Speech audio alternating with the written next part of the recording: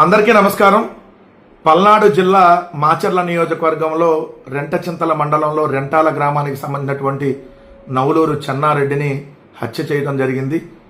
నవలూరు చెన్నారెడ్డితో అదేవిధంగా వాళ్ళ అన్న మాధవరెడ్డితో వాళ్ళ తండ్రి భాస్కర్ రెడ్డి గారితో దాదాపుగా 15 సంవత్సరాలుగా నాకు సాన్నిహిత్యం ఉంది. చాలా మంచి కుటుంబం, పార్టీ కోసం విశేషమైనటువంటి సేవలు అందించినటువంటి కుటుంబం. నవలూరి భాస్కర్ రెడ్డి గారు జెడ్పీటీసీ గారు రెంటచింతల మండలంలో పార్టీకి చాలా బలమైనటువంటి నాయకుడు, సీనియర్ నాయకులు. ఆయన కుమారుడు నవలూరు చెన్నారెడ్డి ఏదైతే క్రియాశీలకంగా అక్కడ పనిచేస్తూ ఉన్నారు, అలాంటి వ్యక్తిని కోల్పోవటం నిజంగా కూడా చాలా బాధాకరం. వైఎస్ఆర్ కాంగ్రెస్ పార్టీకి తీరని లోటు ఏదైతే నవలూరు చెన్నారెడ్డి చనిపోవటం. కానీ తెలుగుదేశం పార్టీకి సంబంధించినటువంటి మీడియా దీన్ని కూడా చిలువలు పలవలు చేసి వైఎస్ఆర్ కాంగ్రెస్ పార్టీకి దీన్ని అంటకట్టేటటువంటి కార్యక్రమం చేస్తా ఉన్నారు. ఈ హత్యని ఏదైతే అతని హత్య జరిగిన కొన్ని గంటల్లోనే తెలుగుదేశం పార్టీ స్థానిక ఎమ్మెల్యే జోలకంటి బ్రహ్మారెడ్డి ఆధ్వర్యంలో ఒక కుట్రకు తెరలేపారు. ఏ సంబంధం లేనటువంటి పిన్నెల్లి వెంకటరామరెడ్డి గారిని దీనిలో ఇరికిచ్చేటటువంటి ప్రయత్నం.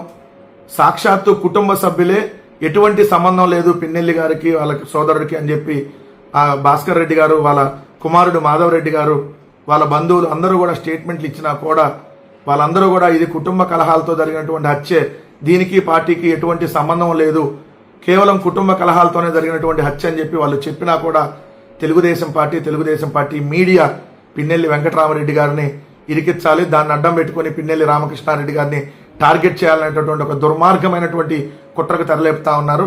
మీ అందరికీ తెలుసు, గత ఏడాది ఏదైతే ఇదే మాచర్ల నియోజకవర్గంలో గుండ్లపాడులో తెలుగుదేశం పార్టీ వాళ్ళే నరికి చంపుకొని 2 జంట హత్యలు జరిగినాయి. దానికి అసలు వైఎస్ఆర్ కాంగ్రెస్ పార్టీకి కానీ పిన్నెల్లి గారి కుటుంబానికి కానీ ఎటువంటి సంబంధం లేకపోయినా కూడా దానికి సంబంధం ఉందని చెప్పి ఇరికిచ్చేటటువంటి కార్యక్రమం చేసి తప్పుడు కేసులు పెట్టి జైలుకు పంపించినటువంటి నీచమైనటువంటి చరిత్ర అక్కడ ఉన్నటువంటి జోలకంటి బ్రహ్మారెడ్డికి ఉంది. అతను జోలకంటి బ్రహ్మారెడ్డి అనే అతను మర్డర్ కేసులు ఉన్నటువంటి వ్యక్తి. అతను ఒక నరరూప రాక్షసుడిగా పేరు పొందాడు. అటువంటి వ్యక్తికి తెలుగుదేశం పార్టీ ఈరోజు టికెట్ ఇచ్చి ఏదైతే ఈవీఎంల దయతో ఎమ్మెల్యే అయిపోయి ప్రధానికి వైఎస్ఆర్ కాంగ్రెస్ పార్టీ వాళ్ళని ఇరికిచ్చేటటువంటి ప్రయత్నం చేస్తా ఉన్నాడు.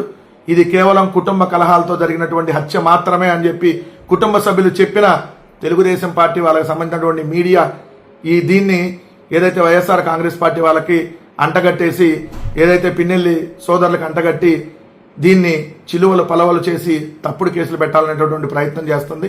దయచేసి గమనించమని చెప్తా ఉన్నా.